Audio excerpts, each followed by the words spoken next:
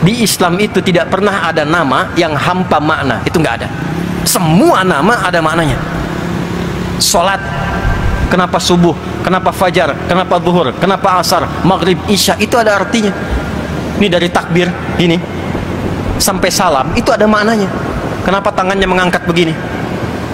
Kenapa kakinya itu lurus tegak menghadap kiblat sejajar dengan bahu? Itu ada artinya. Abdurrahman bin Auf jadi kebangetan kayanya cuman paham berdiri saja. Dari berdiri dipraktekkan jadi kaya begitu. Antum sampai salam belum kaya-kaya. Ya. Ali itu mempraktekkan bagian sujud jadi pinternya luar biasa. Kita sujud dah banyak, dah lama, nggak selevel itu, apa yang salah? Boleh jadi kata Al-Quran, ini kata Al-Quran, kata Al-Quran. Boleh jadi ada di antara orang sholat belum memahami apa yang dikerjakan dan dibacakan dalam sholatnya. Itu poinnya. Itu poinnya. Kita tinggal 5 menit teman-teman. 14.33 itu masuk asar. Saya mau tunjukkan satu saja begini. Contoh ya. Ini contoh nih. Ini saat takbir. Ya. Tangan kan diangkat gini ya.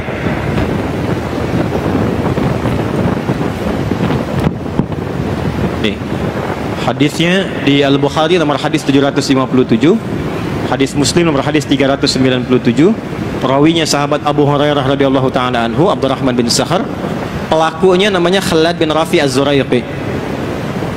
Khalad ini salat, datang ke masjid Nabi. Lalu Nabi sedang berada di sisi lain. Beliau salat sunnah. Begitu selesai salat, thumma atan nabiyya sallallahu alaihi wasallam, mendatangi Nabi sallallahu alaihi wasallam, faqala, dan mengatakan, assalamu alayka ya Rasulullah. Assalamualaikum ya Rasulullah.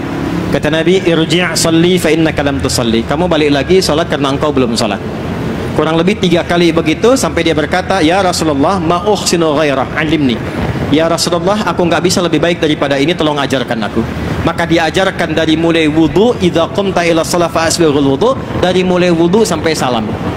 Saya persingkat satu saja untuk menunjukkan betapa pentingnya bagian gerakan sholat. Lihat sini. Jadi begitu dia angkat hadwaman kibaihi, ini riwayat pertama di Al-Bukhari ke sini.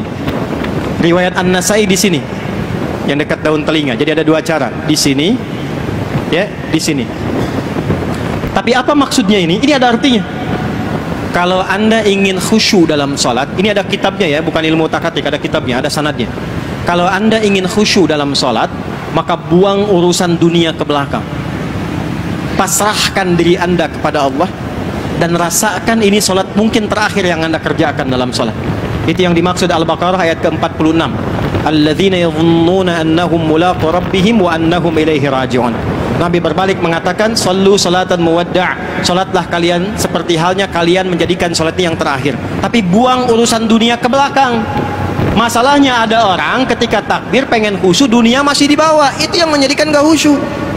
Allahu Akbar, di lisannya Allahu Akbar, tapi perilakunya handphone Hu Akbar, jemuran Hu Akbar, status Hu Akbar. Allahu Akbar, tang ting tung ting tang ting tung. Halo, sebentar ya, saya lagi sholat. Dibatalin dulu tuh. Dan ini yang menjadikan kita bisa menepi setan. Karena kenapa? Nanti silahkan cek saat asar ya, karena saya mau akhiri. Sebelum sholat itu semua orang bisa fokus untuk sholat. Hadis riwayat Abu Daud. Tapi ketika mulai takbir Allahu Akbar, setan mulai berkata. Setan ada 9 jenis setan. Nanti kalau saya ke Surabaya lagi, insya Allah kita bikin judul fikih setan. Belum pernah belajar kan? Ada 9 jenis setan. Setan penggoda orang sholat namanya khanzab. Kalau dia ada di masjid, yang pertama digoda DKM masjid. Betul, hati-hati. Nanti lain waktu kita bahas. Sebab kalau DKM-nya itu berselisih, jamaah malas ke masjid. Ya, malas ke masjid. Dia datang menggoda. Setelah kemudian tangan diangkat, fayaqulu syaitanu, maka setan berkata, ingat ini, ingat itu, ya, sampai nanti ada orang yang sholat tidak sadar berapa rakaat sedang menunaikan sholatnya. Nggak percaya, 1 menit lagi nanti adzan. Ketika Anda sholat, begitu mulai takbir, setan akan berkata, sampai pelajaran saya pun akan dia sebutkan. Ingat kata Ustadz Adi dia, ketika Anda takbir, akan ada yang menggoda. Itu setan itu. Ya. Nah, saya simpulkan dengan kita berdoa teman-teman sekalian. Saya berharap yang kumpul ini mendapatkan syafaat dari Al-Quran. keberkahan dari Al-Quran. Tolong keluar dari sini jadilah bersaudara. Jangan terpecah belah, jangan saling merendahkan, saling menghormati. Warga Surabaya tolong bangun Surabaya dengan baik.